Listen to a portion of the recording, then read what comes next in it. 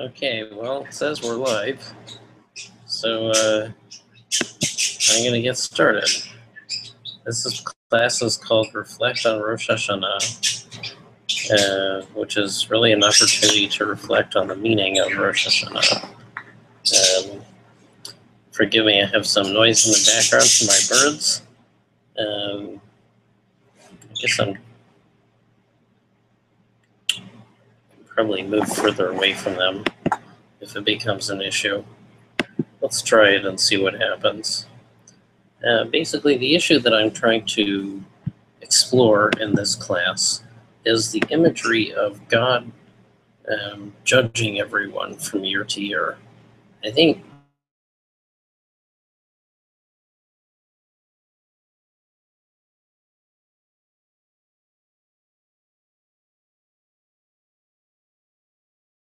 looking over your deeds and actions and trying to hold you accountable for them. If you don't have a process like that, then you feel that you could get away with behaving in any way that you like, and potentially you could not ever go over some difficulty that you're having in your life, or not have the impetus to realize that you even need to, and it could continue indefinitely for years or your whole life. To have the image of a God who's looking down and judging your actions and putting you in a book of life or a book of death and so on, that's a powerful motivation to get started and look into your own heart and try to get better. The flip side of it is that we know from our lived-in experience that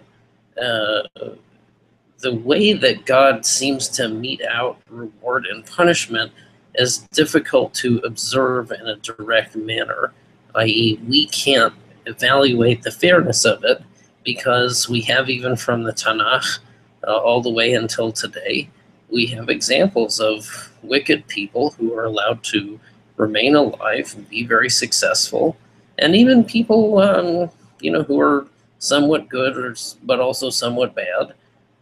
Seem not to improve from year to year, and nevertheless they seem to live long, healthy lives. And people who we love very much, who seem to be good examples of virtuous people who ought not to get a bad judgment, somehow manage to pass away year to year. And if you get too far down a literalistic interpretation of the image of the judging God giving out life and death according to people's actions, you can come to some very upsetting conclusions, like so-and-so just passed away. Perhaps they were evil in the eyes of God. Ouch! Do we really want to be saying that? Or alternatively, so-and-so survived. That behavior, which I thought was not a particularly good behavior, must be good, because otherwise that person would not be here. There are a number of upsetting consequences beyond those two that you could probably start to figure out based on going too far down that road. So then we're left with a tradition that has a long history of this image, and it does present it in a literalistic manner, at least in the beginning. And yet we know from experience that it doesn't seem to match up. And even that middle paragraph of the Shema, if you follow the ways of God and observe his commandments, then things will be good for you. If you violate the commandments, if you can't stand up to them and fulfill them, then things will be bad for you. I mean, even that we know can't be literally true in the basic sense of the word as it's presented in the Torah. There's got to be more going on than what's observable at the surface, or we face a religion and a God that's not fair. And I don't think that's the conclusion we want to draw. So the conclusion that I'm drawing, if we jump ahead to the end, is that there must be something more that's afoot than just a literalistic presentation of a judging God. So the point of this class is to simply read some of the text, not all of them, but some of the primary sources that this image comes from, and Rosh Hashana is the day of judgment, and see what we can find out by looking at that. I don't have any magic answers. You may leave this class just as troubled as you began it, but at least you'll have more of a grounding in the primary source literature, and I think you'll see that some rabbis would agree with me that it's not so easy to say what the interpretation of these words is, and therefore the benefit of the doubt is that something more must be afoot. So let's have a look. If you go to the Kahal Joseph website, and you go to the holidays area, and in holidays you were to click on Rosh Hashana, you'll find some information for Rosh Hashana 2017, one of which, and it's towards the top of the page, is a little file that says RHS, that's for Rosh Hashanah, Class 2017. If you were to download that file, you would be able to follow along in the text of this class. See if anyone's actually watching at the moment. Right now, a few. So that's where you can get the handout, and we'll have a look at it together. It's being recorded, so if anyone wants to view this later, you would be able to do so, and hopefully it will remain clear where this handout can be found. But it's called Reflect on Rosh Hashanah, Kahal Joseph Congregation 5778, and it begins, oops, I wrote 20 a little 5778. All right, it's 20 a little 5777, so I can repost it with that change made. It starts with the Mishnah in Rosh Hashanah, number 1, halacha 2, and that's really where this whole idea comes from in our tradition. First, the Mishnah itself was committed to a set form almost 2,000 years ago, around the year 200, and it reflects layers of material that are much older than that. So we're talking about a 2-ish thousand-year-old text, and here we have the second Mishnah in Rosh Hashanah. You'll forgive me, I need to text my wife because my daughter is trying to go to bed and is very sad.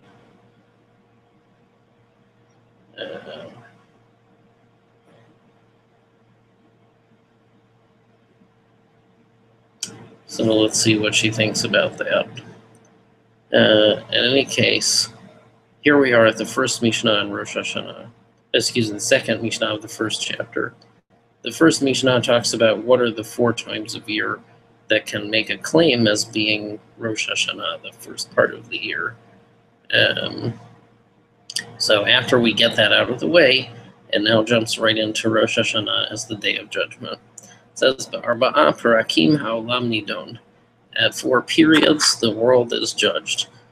We can see in a moment what the periods mean. V'pesach al ha'tivua. On Pesach, the world is judged for crops. Be'atzeret al perot ha'ilan. Atzeret is the rabbinic name for Shavuot. I know we now call the end of Sukkot Shemini Atzeret, and it's confusing, but in the language of the Talmud, Shavuot is Atzeret. So on Atzeret, we're judged on the fruits of the trees. Berosh Hashanah, kol ba'ei olam overin lefanav kivnei maron. On Rosh Hashanah, all the world's creatures pass before him, i.e. God, like the children of Maron. I'm going to leave that untranslated because we'll see how that's treated later on. Shnei Amar, and it gives a quote, Hayotzer gahad libam hamivin el kol ma'asehem. It's a quote from Psalms, which is already an interesting source. You'd think if this was a concept that was so obvious that they would be able to put it on a Torah quote, and they can't. The Mishnah is quoting instead something from the book of Psalms. And it says, He creates all their hearts and discerns all their deeds. That's a reasonable literal translation. We'll see what's done with it in a moment. And then it says, Behag nidonin al hamayim. Hag is, even though any holiday can be called Hag now, Hag in the times of the Mishnah meant Sukkot specifically. So on Sukkot, the world is judged for water. So we have 4 days that are considered Rosh Hashanah in the first Mishnah, and the second Mishnah in that same chapter talks about 4 times that the world is judged.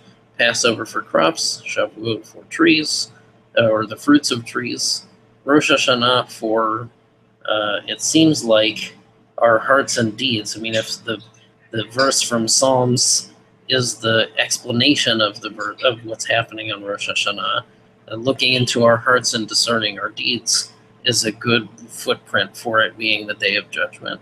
And on Sukkot, it's judged for water. Now, already we have a problem here, because you'd think if the entire world is being judged based on their deeds at Rosh Hashanah, why are we getting additional judgments for crops, or for the fruits of trees, or for water? These are things that would seem to affect the final outcome of the judgment of Rosh Hashanah. Commentaries deal with that. It's a separate topic, but I'm mentioning it here because it already brings some doubt into the question. If everything happens on Rosh Hashanah, which is the way we classically understand it, it is problematic that there are 3 other periods of the year when a different type of judgment is occurring. So that's the presentation in the Mishnah, is that everyone is passing before God like the children of Maron, whatever that means, and he's looking into our hearts and discerning our deeds. This is a 2,000-year-old text or so, as we said. So very long-standing idea in Judaism that this is the Day of Judgment, and God's looking into our hearts.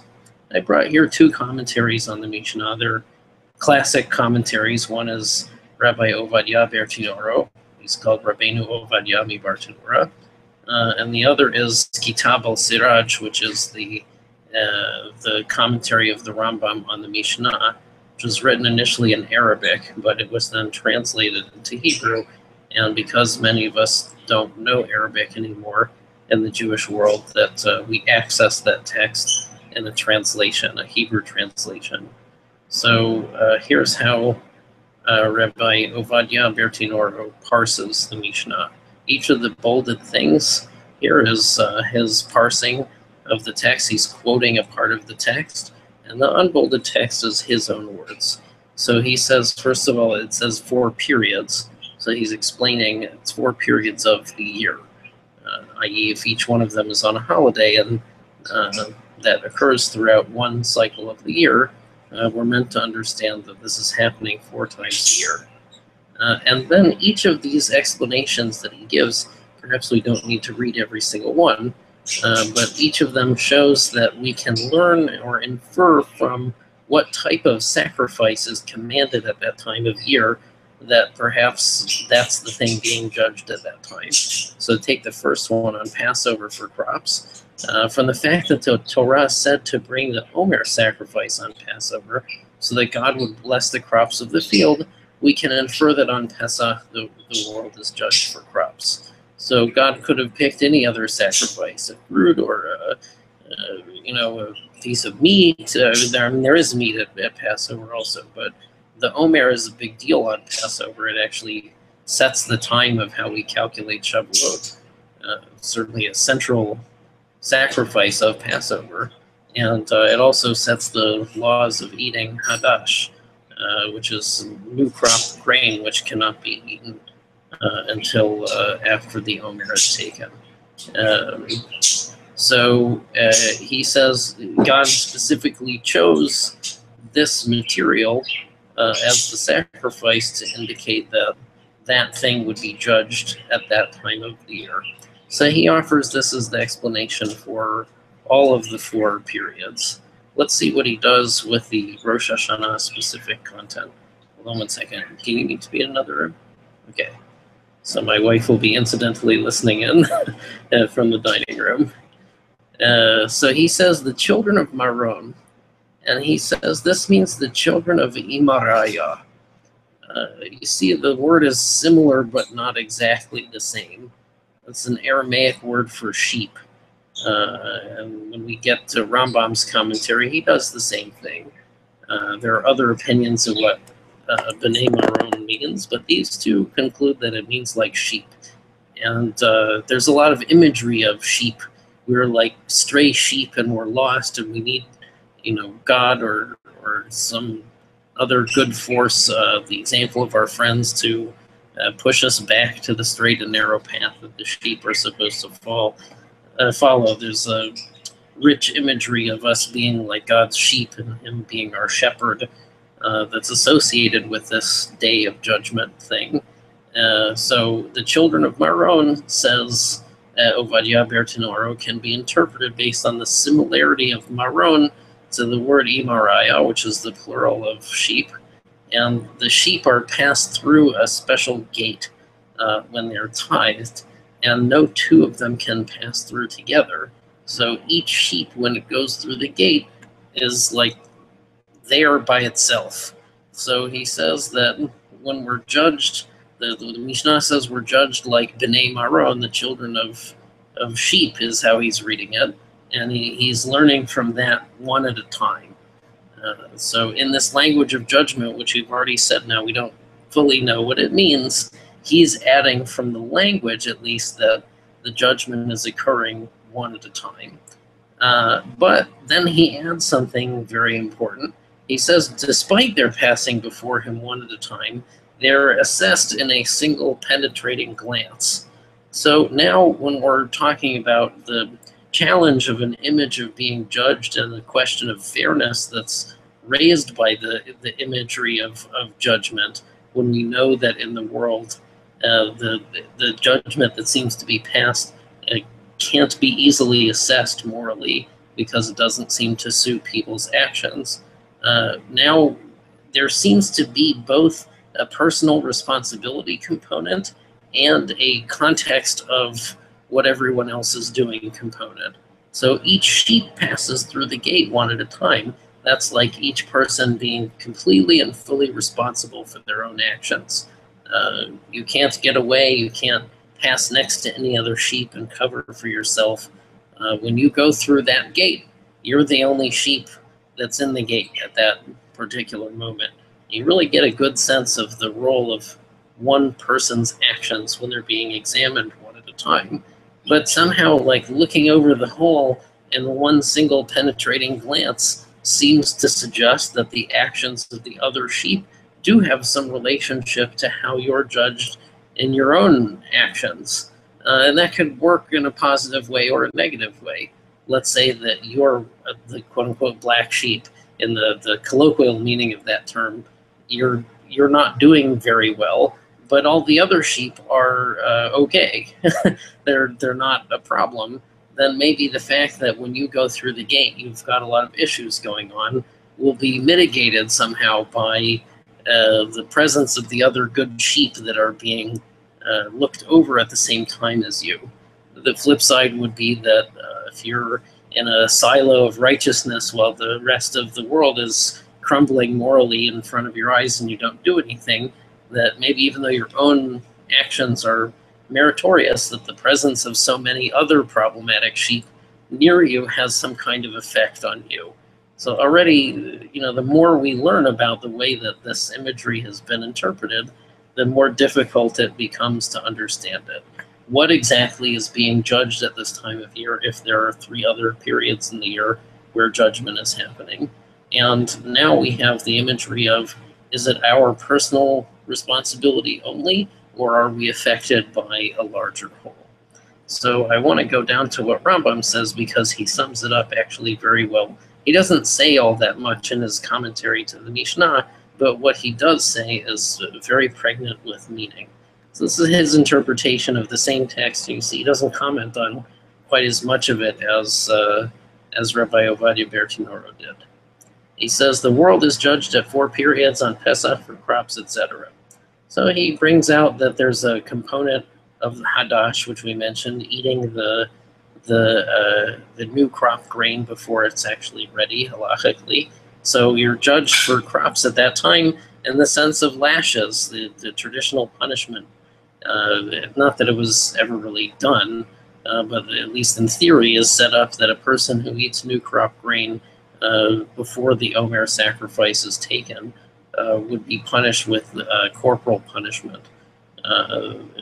You can look into the early history of Jewish law. I really don't think that this really occurred that much, but it's a law on the books that one who does that would be lashed. So there's a very literalistic, easily discernible component of what happens at Passover specifically. Was the Omer taken or not? Yes or no? and then the judgment of such a person based on their diet and whether they're following the dietary laws. And it's very easy to tell. If it was before the Omer, then they are lashed, and if it was after the Omer, they are not lashed. Okay, very nice.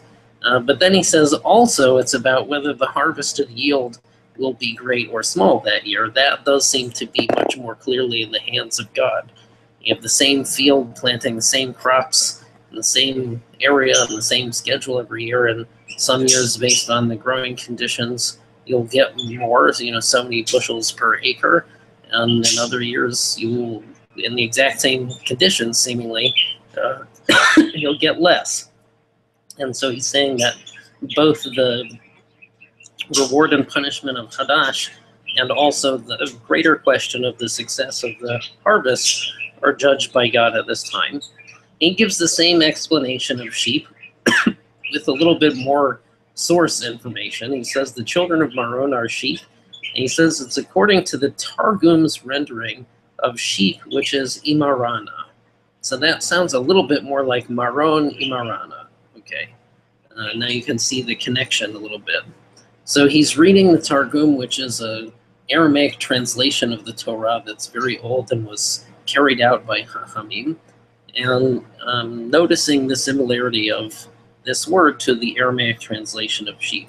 So unlike Rabbi Ovadia Bertinoro, who just presents it as a linguistic explanation, the Rambam has brought the source of that explanation, and then he explains what it means.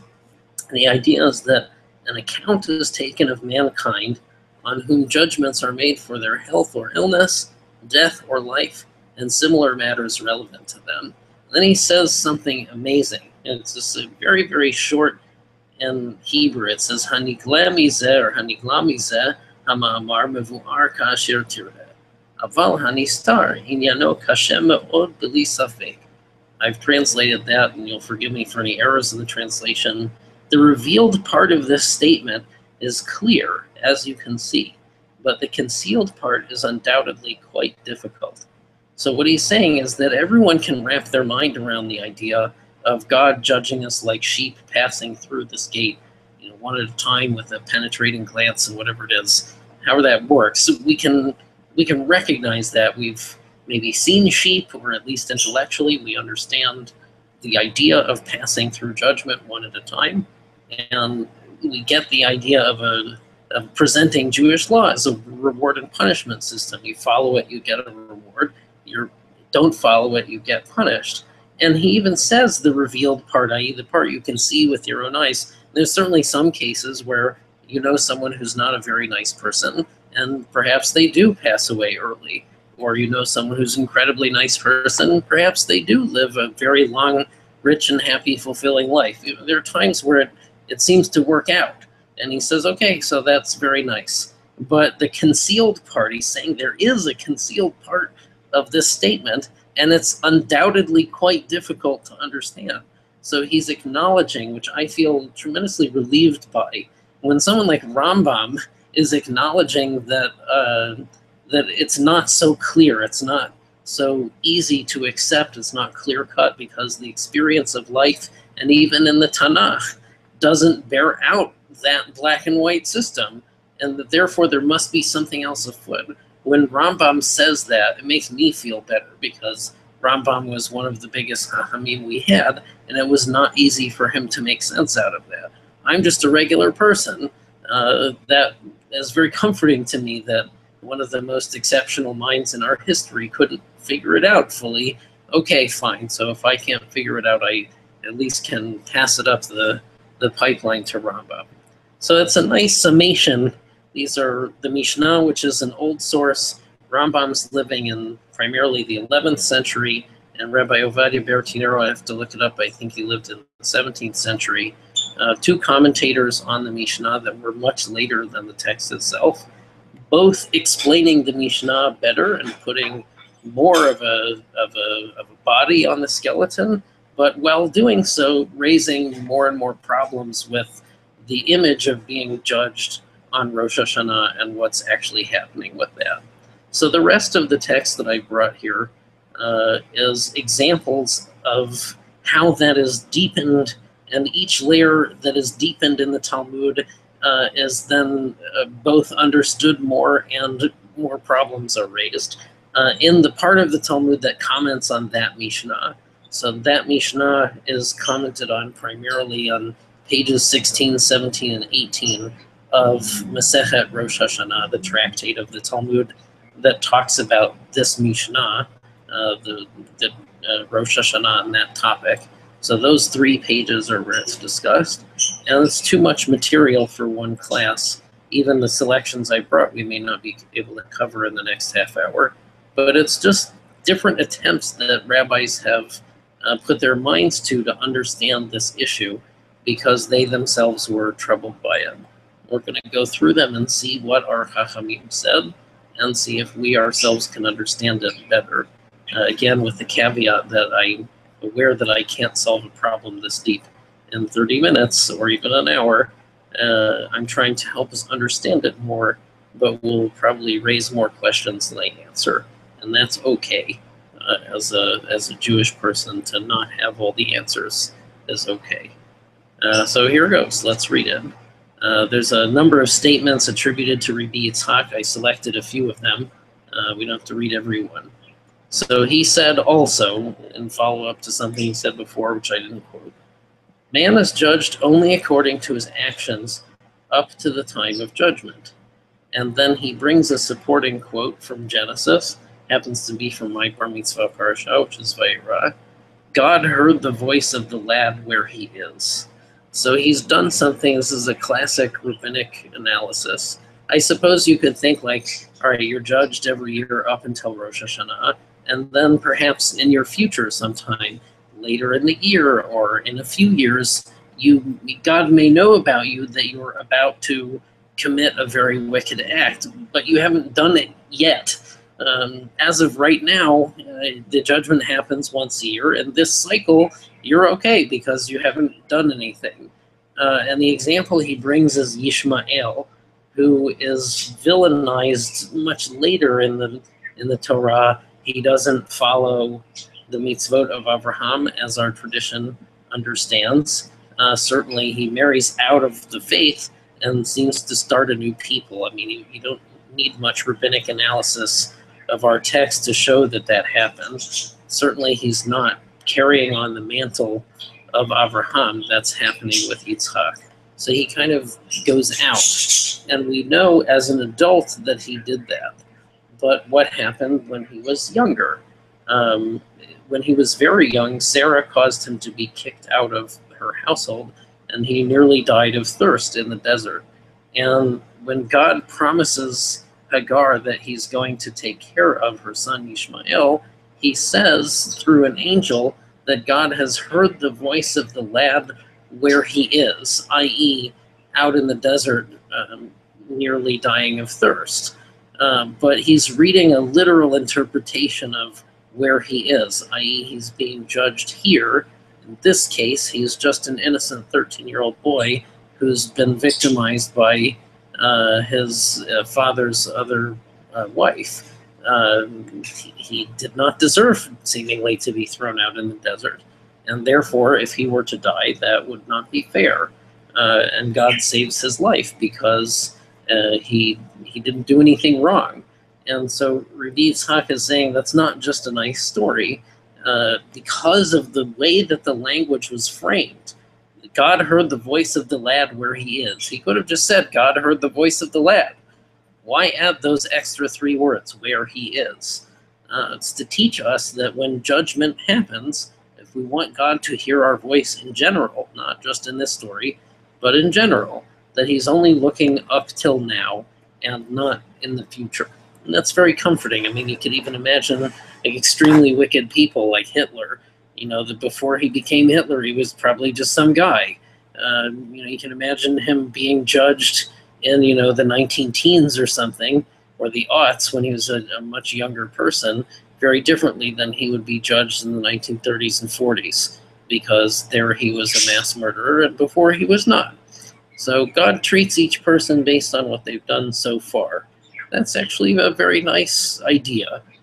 Even a later wicked person who's not wicked at the moment would be treated kindly. And this sets up a series of images of God being merciful when he approaches the deen, when he approaches judgment. Like he could be fair, but he ends up being merciful, and he gives us the benefit of the doubt, even if we may not deserve it.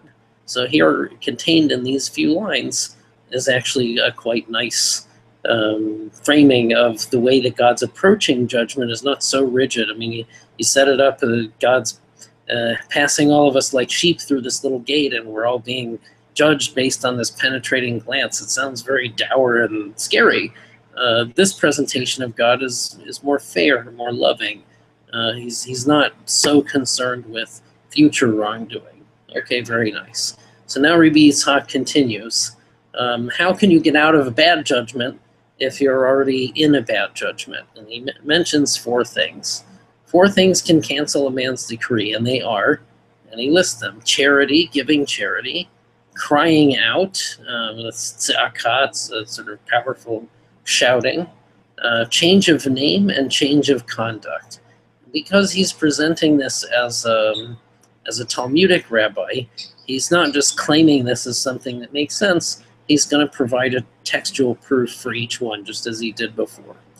So first he says charity can change your judgment. So he quotes a verse in Proverbs. It's made it into the Tanakh, into our Bible.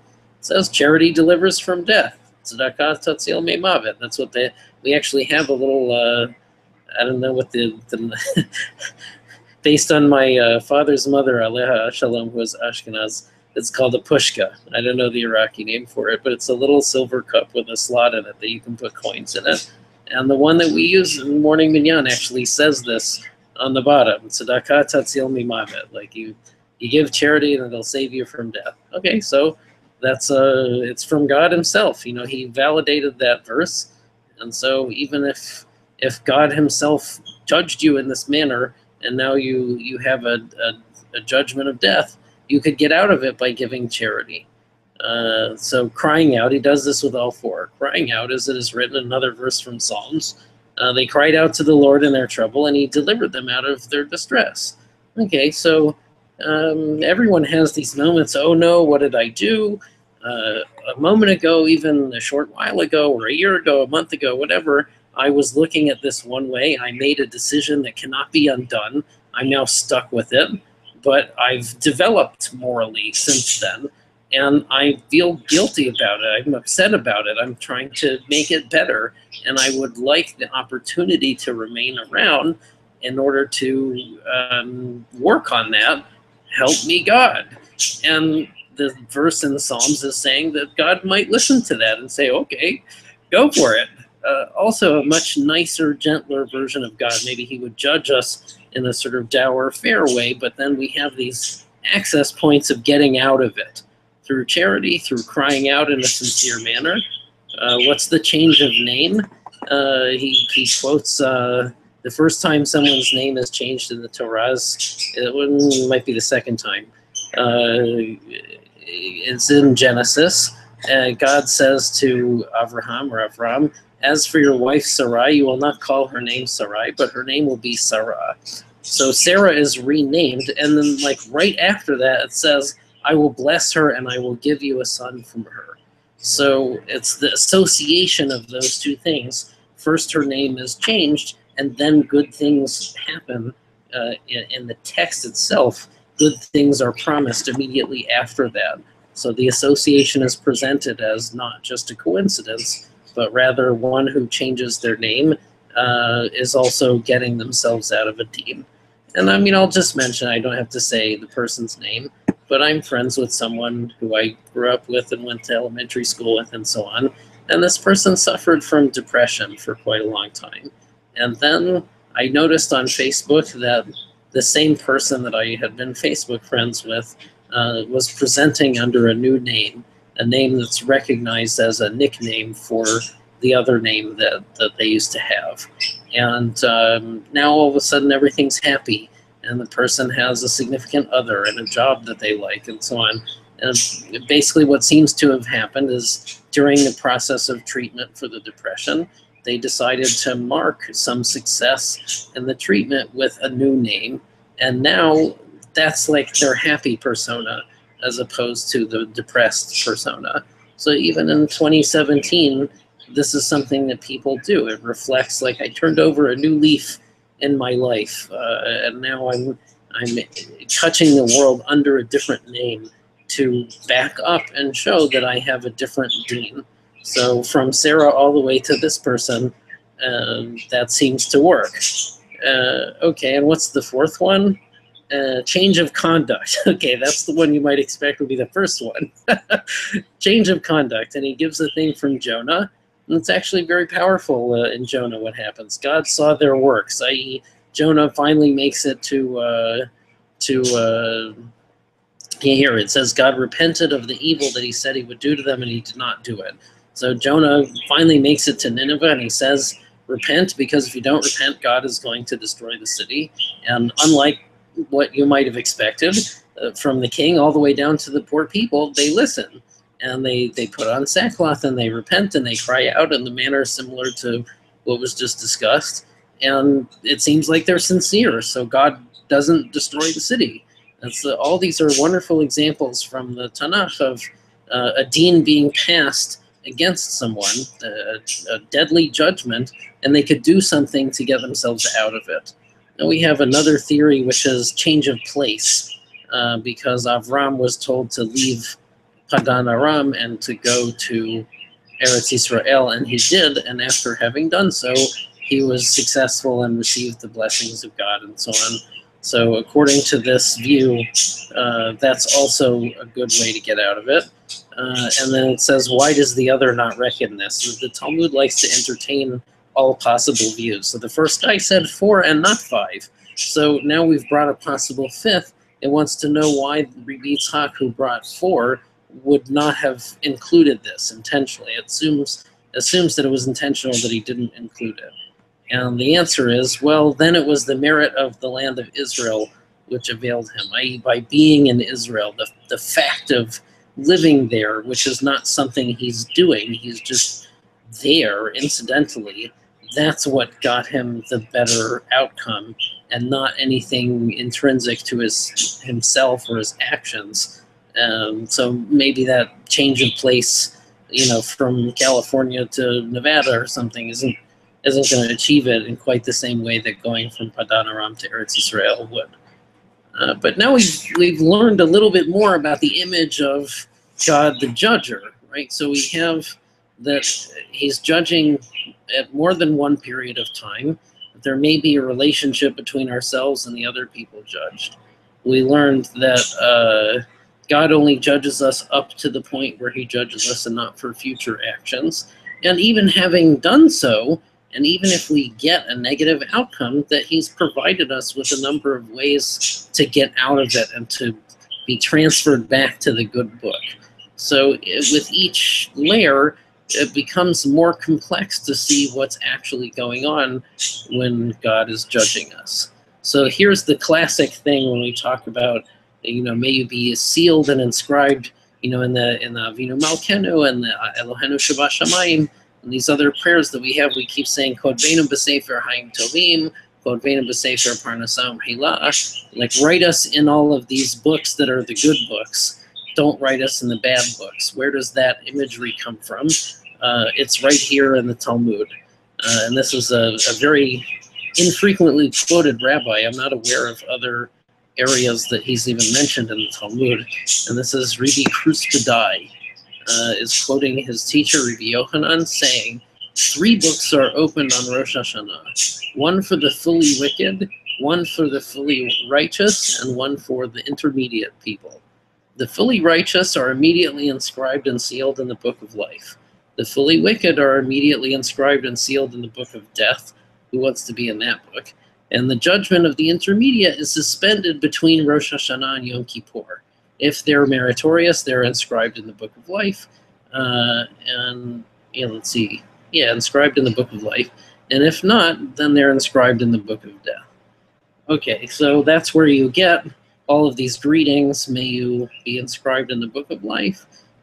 All of these prayers, and that it's between Rosh Hashanah and Yom Kippur that we're most concerned about changing our deen. The Ashkenazim have this prayer called Untana Tokef. Some Sephardim have it, but most don't. But the chorus is Berosh Hashana Yikatevun Ubyom Tzom Kippur Yehatemun. On Rosh Hashanah they are written, and on the fast of Yom Kippur they're sealed. And this imagery of being written on Rosh Hashanah and sealed at the end of Yom Kippur, we switch at Ne'ilah in the Sephardic services from Kotvenu, write us, write us, write us, into Hotmenu, seal us in the book of life, as opposed to write us in the book of life. So the idea of the days between Rosh Hashanah and Yom Kippur being a day that you could cross books from bad to good, the idea that there is such a thing as a bad book and a good book. Here there's an intermediate book. Somehow that book fell by the wayside. Most people remember the book of life or the book of death. There's actually a book of intermediate. And according to many Jewish philosophers, most people are intermediate. There are very few truly righteous or truly wicked people that get this immediate good or immediate bad judgment. So here's the source of that language. And you should know I didn't actually bring it because I have not enough time to make it through all of these sources, but the Tosafot are actually troubled by this, and they mention cases of the Tanakh in which people's outcome doesn't seem to match this. Righteous people who are killed and wicked people who survive, and they feel compelled to offer some more explanation about how that could be already on this area. So that, I mean, they're writing in the 1200s, 1300s. Already by then, they noticed that there was an issue with this language. They probably knew before either. It's just we don't have the writings of the earlier commentators. So you can see that it's enshrined in the Talmud, this language of good book, bad book, intermediate book, crossing from the bad book, it's a good book. We have 4 or 5 ways to achieve that crossing, and that's where the Selichot come from. That's about crying out to God, Hatanu Avinu Pashanu, we've sinned, Hatanu Lefanecha, we say, we've sinned before you. Rahem Alenu, have mercy upon us. The whole reason we're even asking for that, and we think that might work, is this language of the Talmud. And again, it's not an absolute judgment. Like, you could just read the Mishnah, and okay, everyone passes like B'nai Maron. Each person is judged, and maybe we're judged in one penetrating glance, like the Bertinoro says. But then you're judged. Like, there's nothing in the Mishnah about crossing over from the bad book to the good book. Here we do have a means of crossing from the bad book to the good book. So at each layer, even if we get more supporting language for Rosh Hashanah's Yom HaDin, we also get a gentler version of what that din is. And by the time you hit the Tosafot, and then Rambam, who are, rough contemporaries. Rambam was a bit before the Tosafot, but they're certainly much closer together than we are to either of them. And they're already saying that this is not to be taken 100% literally, or you will miss some mystical, secret, underlying knowledge that's not accessible from the surface. So at each time we explore this, we get a softer version of the judgment. I'll skip the next one because it's mainly here to provide a different presentation of what happens to the intermediate people. It provides an image of them, the intermediate, which is most people, having this year in Gehinom, sort of a purgation year, and then the meritorious will emerge and be treated like the righteous. That's basically another version of the last one that we read. The rest of these are all perushim, commentaries on the 13 attributes of God. God, how does he describe himself? He says, I am the Lord, I am God. I'm Rahum, I'm merciful. I'm Hanun, I'm passionate. Erech Hapayim, slow to anger. Rav Hesed, full of loving kindness and mercy. It's a very positive, gentle presentation of God. And so the rest of this discussion here is Talmudic commentary on God's self-presentation as someone extremely merciful, which does contradict the idea of someone extremely concerned with judging. A judgy person is not merciful. He's judging, and that theoretically the people who don't pass muster should be punished. They're judged badly. So how could it be that God, who in one set of text is being presented as the harsh judger, on the other set of text from his own mouth, his own description of himself, is that he's extremely merciful, thereby abrogating what should be the fair judgment in favor of a gentle judgment. So one of the things that God refers to himself as is he that abounds in grace. And Beit Hillel explain what does it mean for God to be abounding in grace. It's not a general description. He's doing something specific by abounding in grace. And that means that he's tipping the scales of justice towards grace. And that he provides a supporting text based on the Psalms were about being brought low and being saved by God. So being brought low is having the negative judgment apply to you. And it's almost like God goes through the whole charade of having a court and making you guilty. And when the scale is leaning on the side of guilty and you're done and you're toast, the bad judgment, there's nothing for it. Then he himself, without even any action necessary from you, out of his compassion, is going to tip the scales the other way, back to allowing you to live and continue.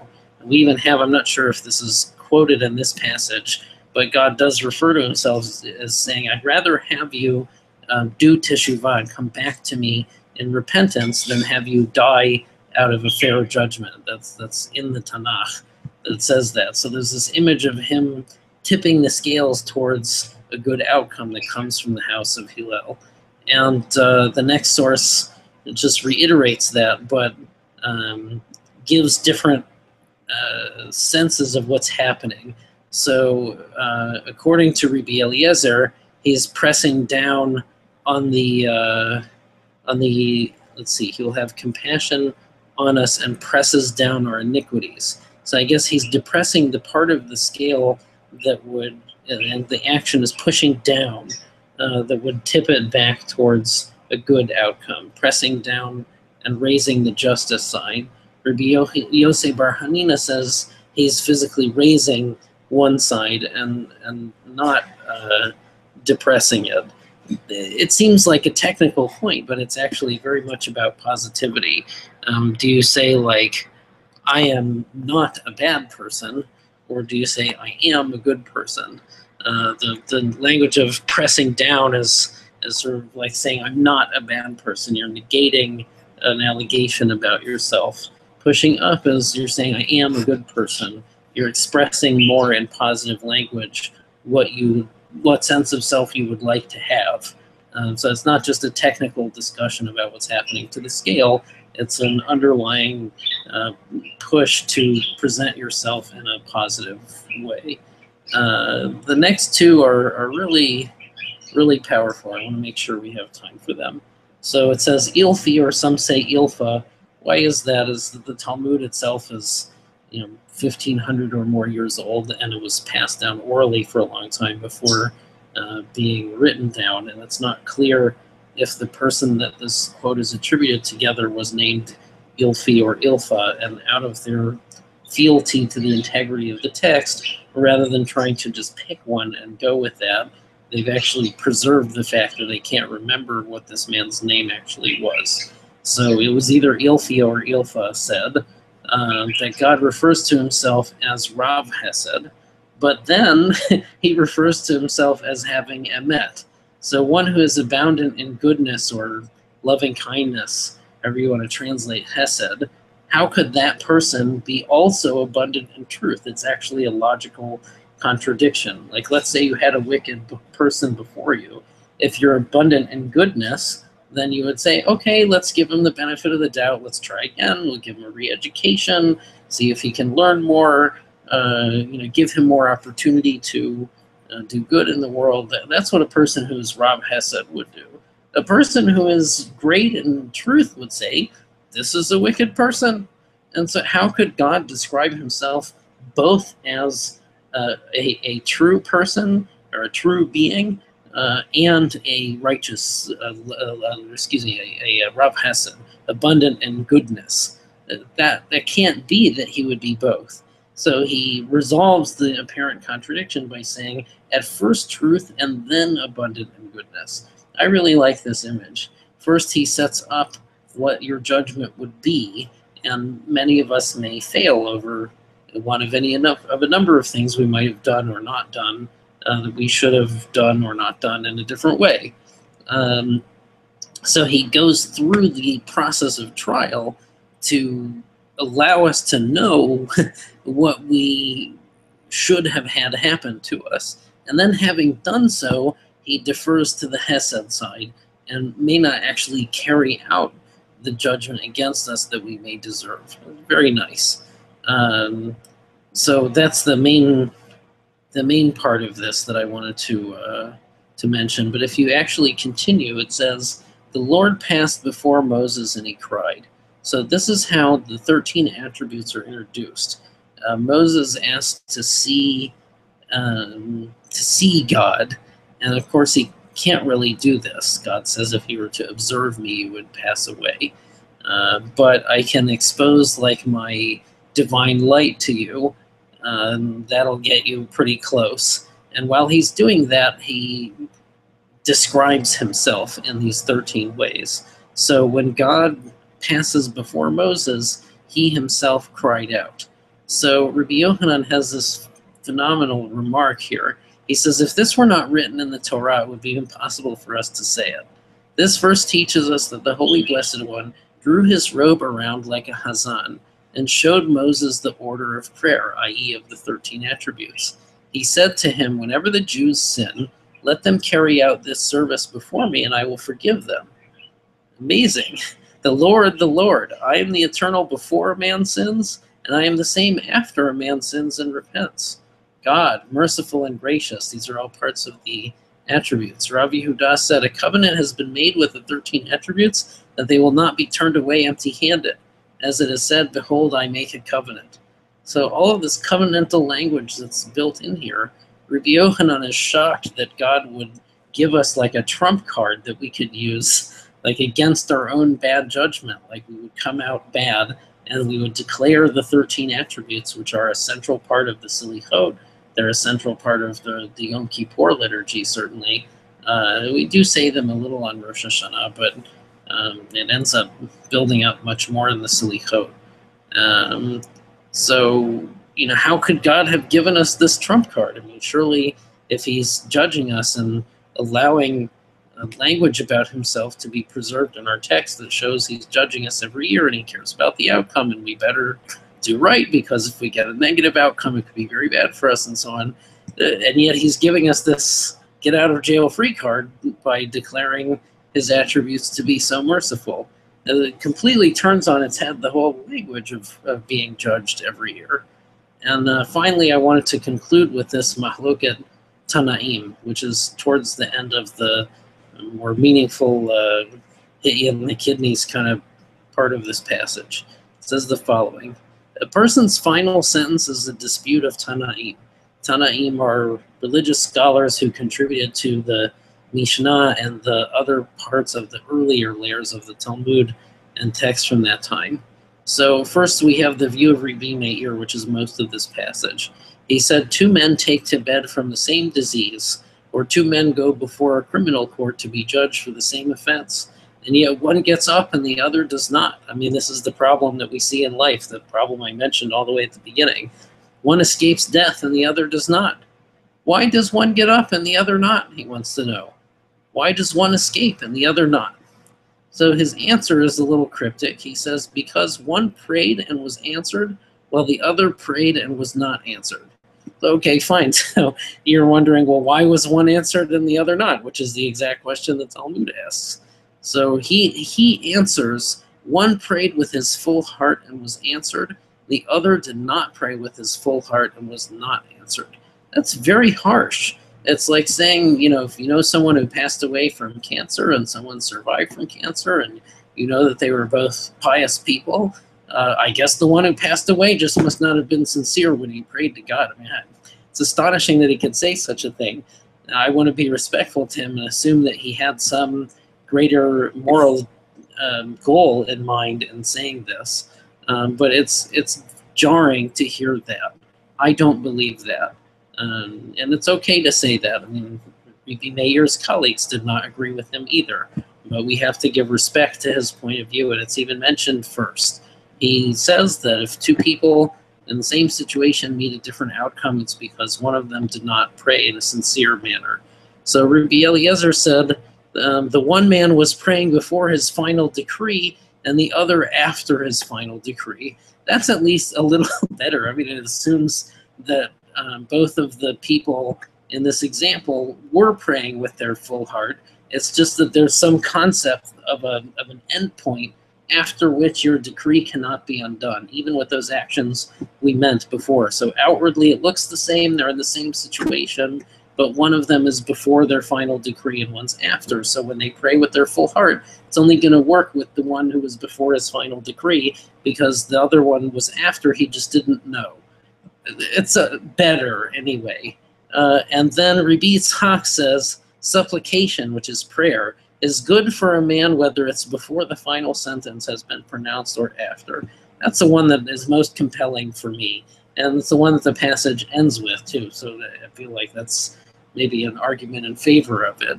It's like saying, you know what, before your judgment, after your judgment, you're not going to know when that is anyway. You should pray in a sincere manner, and you do so knowing that the outcome is not assured. It's actually not quite like it was in the previous passage. You have this trump card and you just say the 13 attributes and some kind of like magic potion against what God is doing, and you can somehow control God by pronouncing this formula and preventing him from doing something that he would otherwise do. We don't really have that. What we have is a belief that God is fair, God is just, that he cares about what we're doing, and yet is also very merciful and desires us to try to reach out and appeal to that merciful side. And for some reason, he doesn't answer all the time. Like when we pray, two people in the same situation could have a very different outcome, and it's very upsetting. And we had that a couple of times in our community recently, where people who I think it's pretty clear did not deserve to pass away have died in the last 5-6 weeks. And it's been very upsetting for me and for their families and for our community and the people who love them. Why was it that with all the people praying, God didn't answer them? And the truth is we don't know. But what Rabbi Yitzhak says is we'll never know, and we might as well develop this powerful relationship with a God who wants us to try, to reach out and open up with our full heart, knowing that the outcome is not assured. And then actually our ability to get stronger as people is the best when we don't know what the outcome is, and yet we still open up to God with our full heart. And that's why I want to end with that particular passage. So I haven't really answered the question, what happens in a metaphysical sense when God is judging us on Rosh Hashana? Like, what does that even mean?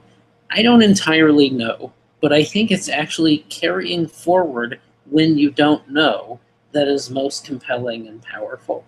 So I hope that we are all able to do that. I hope whatever is happening, that we're accessing these many ways in which God, despite having judged us fairly, will then carry out the judgment in a merciful way. And I really hope that we are able to use the language of judgment to improve ourselves as opposed to having it be something that we're afraid of.